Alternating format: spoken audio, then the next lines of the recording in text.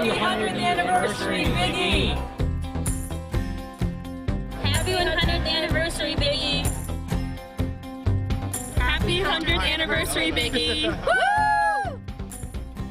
For 100 years, the Eastern States Exposition, better known to most of us as the Big E, has celebrated the best of New England. Now in the centennial year, we take a look back and a look to the future with some of the people who played a big role in the success of this event. Gene Cassidy, the Big E's CEO, said the last 100 years have been based on one very basic cornerstone. As a matter of fact, the original name of the organization was the Eastern States Agricultural and Industrial Exposition. And the founder, of course, Mr. Brooks and his cohorts, there were many, Mrs. Storrow, Mr. Fisk, Mr. Moses. They saw the Eastern States as a place for, again, best practices to be developed, a gathering spot for agriculturists, farmers from throughout New England, where they could have a meeting place annually to talk about what they were doing and what they were doing well, sharing information. Every building on this 175 acres, we have 44 buildings, more than 34 of which were built before the Second World War. It was paid for by people who donated their time and their talents and their treasure to the Eastern States. The other aspect was the industrial aspect of it. In Springfield, Massachusetts, we had so many industrialists. Automobiles were manufactured here. Automobile tires were manufactured. Truck hitches were manufactured here. So there were many, many manufacturers who would be on the fairgrounds showing their latest and greatest inventions. And now today, the world is a changing place, and it's evolved a great deal since 100 years ago. Agriculture is our fulcrum. It's that which is the definition of our mission. And best practices are still shared here at Eastern States. And agricultural competition, cattle competitions, bovine competitions, equine competitions. Blue ribbons from the Eastern States have great value all across North America, including Canada. We play an important role on a national scale of advancing agriculture at that level. Well, my favorite Big E memory is the Clydesdales. I love watching them every year as they're trotting on down the road, and I had horses growing up, so I just love horses, and they're just so beautiful and strong. Have you ever wondered how the Big E got its name? Well, you can blame a little of that on the media. Eastern States Exposition was a mouthful, so the board of directors decided to come up with a more appealing and easier to present title. We were talking to reporters, and they knew about it because, word gets around town. And they says, could you guys shorten that name, Eastern States Exposition? Come up with a nickname, something. Expo West, West Eastern, or anything. So I'm at my kitchen table with a notepad, and I'm putting down names, and I'm looking at a newspaper ad, and it had Big Y, Demoore's price-saving grocery store. And I said to myself, why would a grocery store have a name Big Y? So I called them. They says, it's our location. We're off Memorial Drive, there's a Y at the road, and that's where we're located, so we call ourselves Y, Big Y, not the Big Y, just Big Y, Demoore's grocery store. I said, yeah, that's something. In the sports page, there was Hall of Famer Oscar Robertson, basketball player, great guy. Big O, that was his nickname. I said, Big Y and Big O. There's a racetrack in New York in the sports page called the Big A. That's Aqueduct Racetrack. So my head started, and I says, you know what? I'm going to put down the Big E and submit that Monday and see what happens. The Big E is unlike any fair in the country. What makes it so unique? Its uniqueness in the fact that it was a regional exposition or fair, unlike any other in the United States. It's the only fair in the country where 6 states, in our case the 6 New England states, are involved in the production of the fair. I think there's something within the public that they want to come out and experience real things that they can see, feel, touch, and be with other people and to enjoy and experience. And the Big E, I think, like no other event in the eastern United States, does that. I thought, wouldn't it be great if they had a circus as part of the free entertainment that Bill Wynn was developing here. And he agreed. I don't know whether it was reluctant or not, but he said, I'm going to give you 2 days in the Coliseum. Let's see how it does. So we packed the Coliseum and actually turned people away. Typically, circuses are packaged, like Ringling Brothers, for instance, is one show of a group of performers who appear there for the entire 12 months of the year. In our case, the circus was designed specifically for the Exposition audience. And over the years, we had an opportunity to go out and to select premier acts of every kind from shows all over the world. I often liken producing a circus to putting on a good meal. You need certain elements in the show, and you have to blend them. You have to make sure that the artists work together. You want some thrill acts, you want some comedy, you want some variety in the show. You want things, hopefully, that people haven't seen somewhere else, or that they haven't seen year after year, the same thing over and over.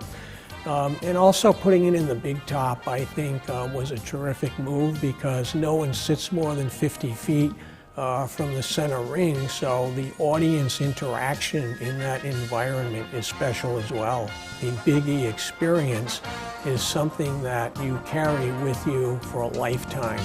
It's something like Christmas, Thanksgiving, and other significant holidays in individuals' lives. I think the Big E will be more relevant than ever as long as they continue the traditions for which it's known. The Avenue of States, its fidelity to 4-H participation and competition, the showcasing and competition of livestock, that's very important to people in that industry in the Northeast, and to combine those things with great entertainment that's geared to the family. I think all of those things bode well for the future of the Big E.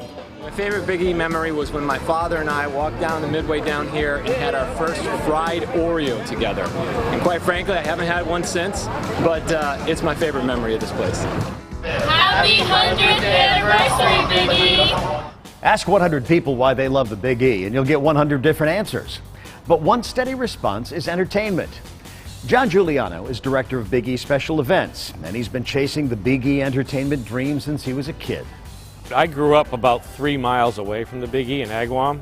I still live there. So I've been coming here since I was in a stroller. My friends would be out bopping around, chasing all the girls, and I would be sitting in the bleachers waiting to see Dan Fleener. So entertainment was like back in my blood, you know, way back when I was 13, 14 years old. It's tradition before I worked here. That's why my kids, I brought my kids. Now they're bring my grandson here.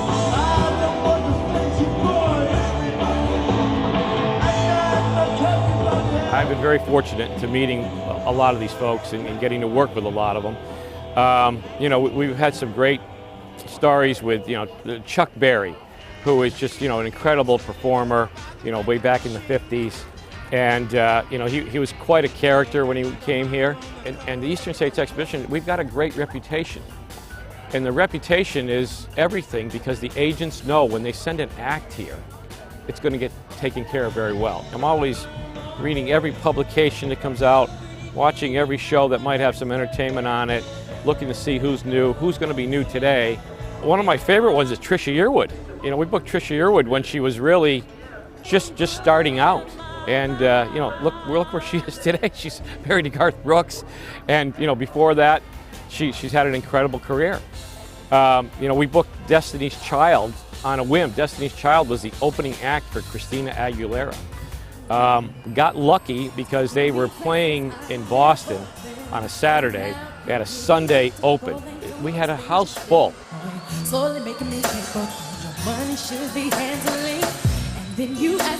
We've had a great, you know, run of history. You know, Roy Rogers, Dale Evans. I mean, you name it, they have played this building. Now I found these three great impersonators. You know, Robert De Niro is great, Jack Nicholson, Danny DeVito. They've been a huge hit the last couple of years. Having that one-on-one close experience with the fairgoer, I mean, sometimes that's more important than a bigger show. The circus has been a big staple for the last 20 years here. It's a great experience because you're up and close and personal to those acts. You know, I love all those circus acts. And we try to find something new every year. The parade is a cool experience. More people probably get to see the parade than any attraction on the ground. And now that we have the Mardi Gras parade, and it's an experience that people absolutely love. I mean, it's the New Orleans experience, so if you don't get to go to New Orleans to feel that out, you get it here. So we're happy to be able to do that. I always get suggestions, and I always welcome suggestions. And you got to give something for everybody. Let's take a break and get a sneak peek of what's in store for Big E 2016. Every year for 100 years, the Big E's had something new. What stays the same? The smiles. Come celebrate a century of greatness, September 16th through October 2nd. See DJ Diesel, basketball legend Shaquille O'Neal, September 16th at the Big E. Every year for 100 years, the Big E's had something new. What stays the same? The smiles. Come celebrate a century of greatness, September 16th through October 2nd.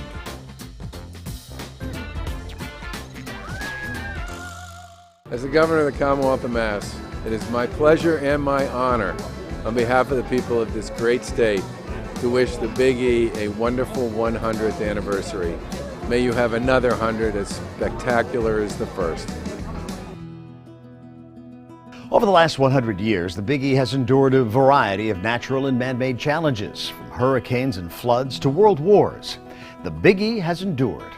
Noreen Tassinari is the Big E's Director of Marketing, but she's also a Big E historian. Well, we definitely have a rich and colorful history, and natural disasters have been part of what's happened here. We endured two major floods in 1927 and 1936 when the grounds were completely flooded, and you can see the high water marks on the Coliseum and in Storeton Village Museum.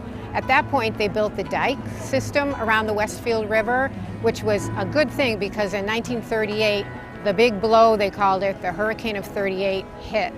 The fair started, it rained for 3 solid days. There were trees that were down just even before the hurricane hit. There was devastation throughout the grounds. Many of the exhibits were in tents. We didn't have a lot of the permanent buildings we have here. The tents completely blew away. We had 3 Ferris wheels that were next to each other, and those became tangled up around each other.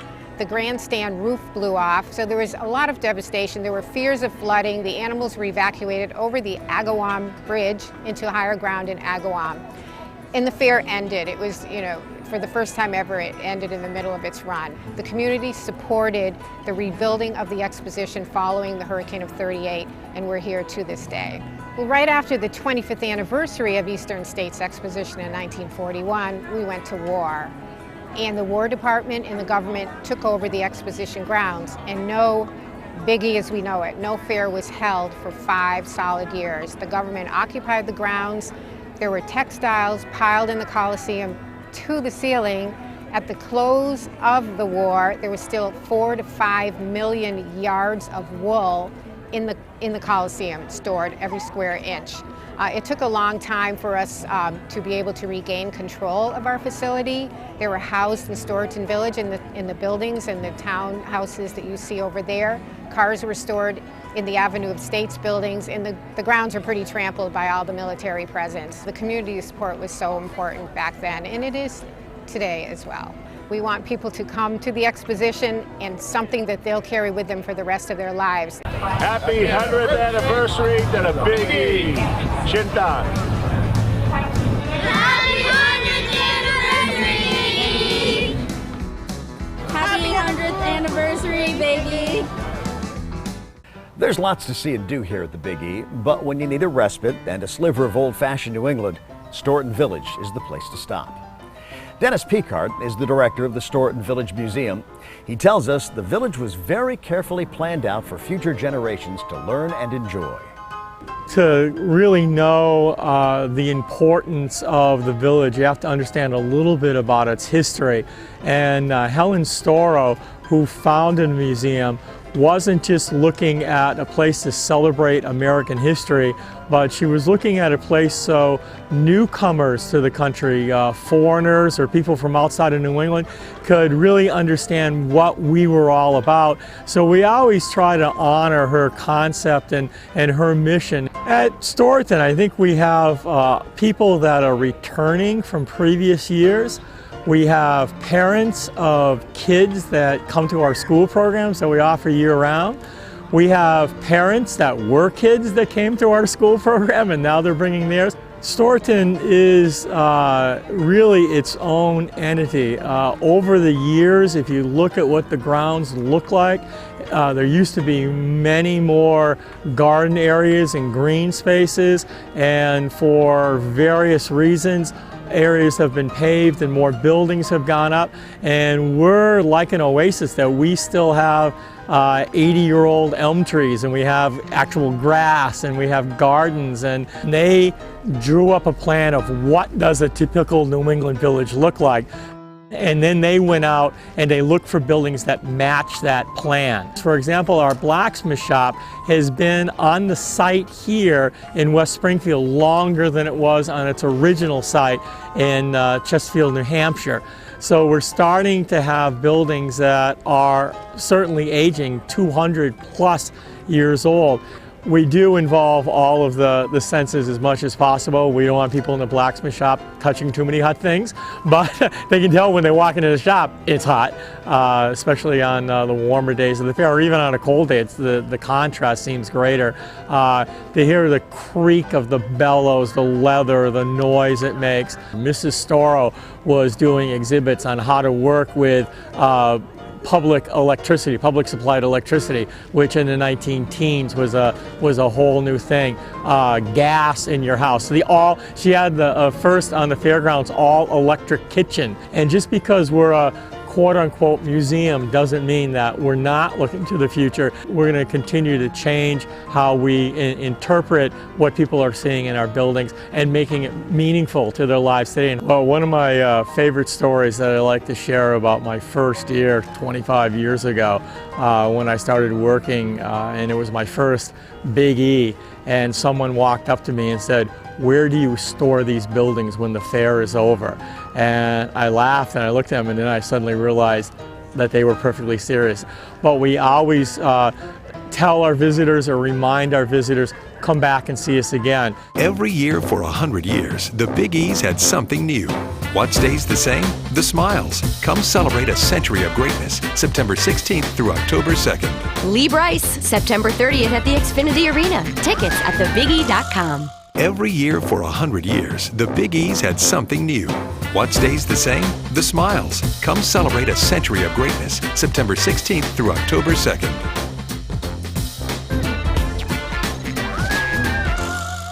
Western Massachusetts plays host to the Big E, but it's truly a New England event. Connecticut radio personality Brad Davis wouldn't miss Connecticut Day. It's a tradition he's celebrated for decades. I did a couple of shows up here when I was doing my teenage dance show. It was the Coliseum, and we needed a special sound system. And Charlie Command Corporation, at the time said, "We'll build you one." And they did, and put it in the Coliseum for the show. And I remember the show like it was yesterday. Bobby Vinton was with me, and so were the Cowsills. And the place was packed. It was just, it was fabulous. I mean, you know, in those days, we didn't have many fairs, but my grandfather used to say, "This is the biggest one. This is the biggest," he said, "in the country." So, but it was just a great experience for me. And year after year, we always used to come. And then when I got into the business that I'm in now, I never dreamed that I'd be doing Connecticut Day as I have, and this is my 32nd year. But it just grew and grew and grew. And this last year, I could not believe the crowd. We had 98,000 on Connecticut Day, and it broke a record. We have, in Connecticut, some of the best high school bands, I will say, anywhere in the country. They really are tremendous. And So every year, the top bands, and this year is going to be really something, the top bands, they want to come. It's a great way to introduce other people to Connecticut too. Connecticut Day is, I'm not saying it's better than any other state, but it's different than any other state, that particular day. It's just not the same passion, and that's the word. I mean, the people that come here, when you go inside that Connecticut building, and they've done a beautiful job last year and the year before updating it, there's just a passion there. Hi, Brad. Hello there. I mean, everybody, it seems like you know everybody, but it's grown so big now, and it's got such a reputation. They come from everywhere. You know, my three favorite words are passion, inspiration, and hope. And the Big E stands for all three as far as I'm concerned. A certain presentation that is historic, no question about it.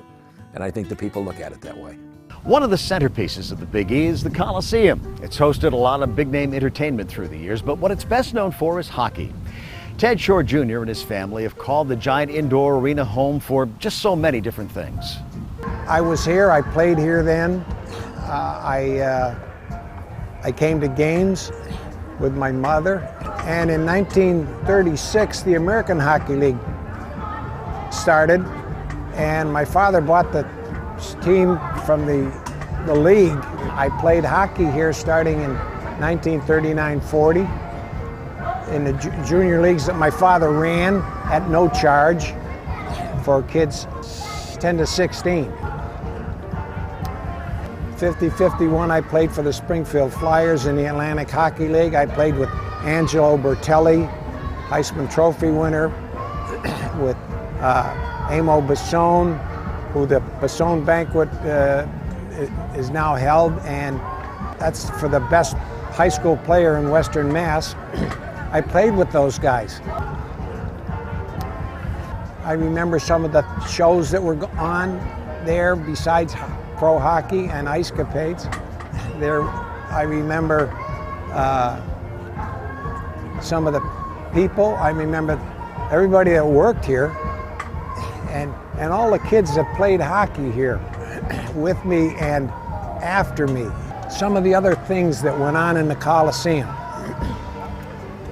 We had ice capades, of course. My father was one of the owners of Ice Capades, which was great. We had Ice Follies came. Hollywood Ice Review came with Barbara Ann Scott. My wife skated in Ice Capades for 5 years. From 52 to 57. And I saw her on the ice. You want to get something to eat?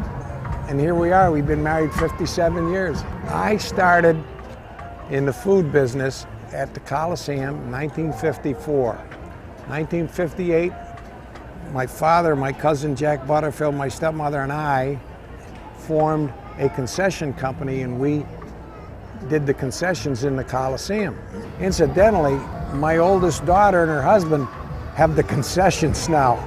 So, and their daughter's working for them, so that means 4 generations. I'm proud of being able to work at the Big E and for the Big E, both. It was a great experience for me. 100 years is more than a number.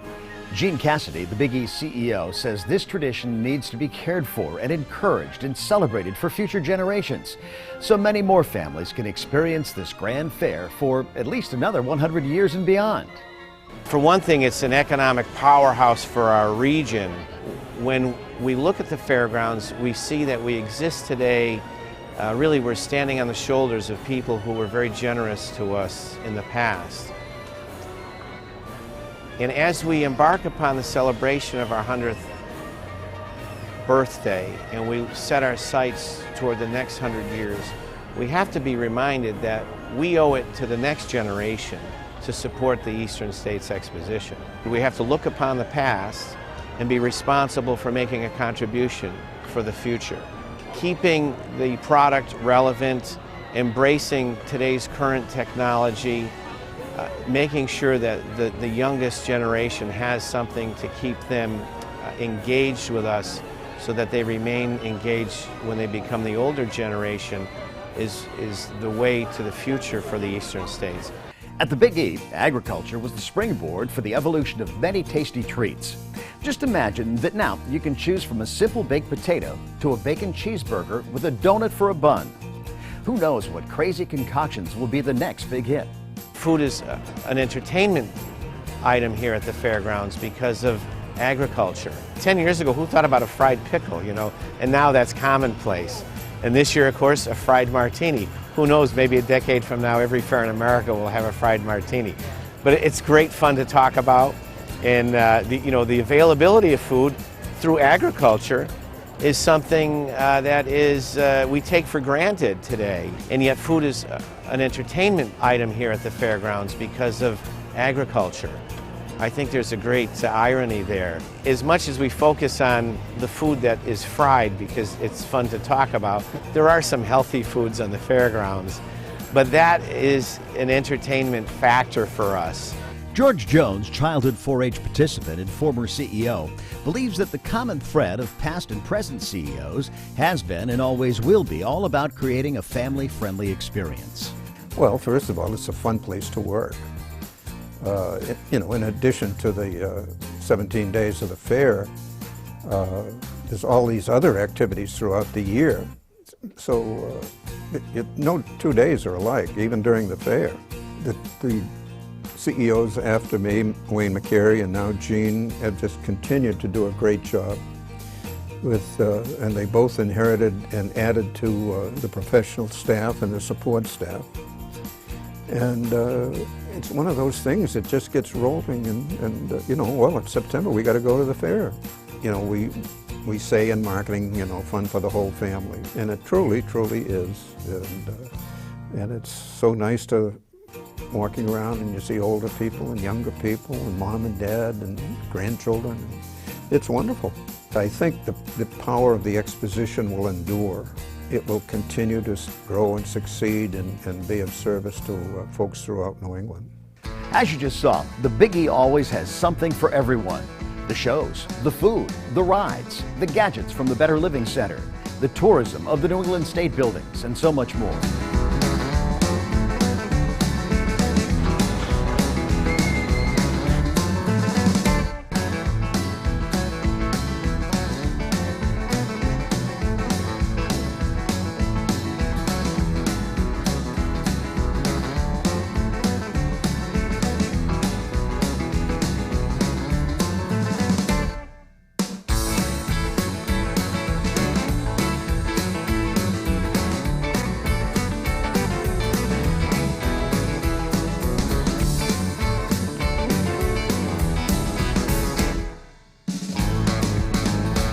We used to play at the Better Living Center, and I'd have an hour stretch that I could play music, and I'd get into the Big E for free. That's why I did it. Still have that accordion. Happy 100th anniversary, Big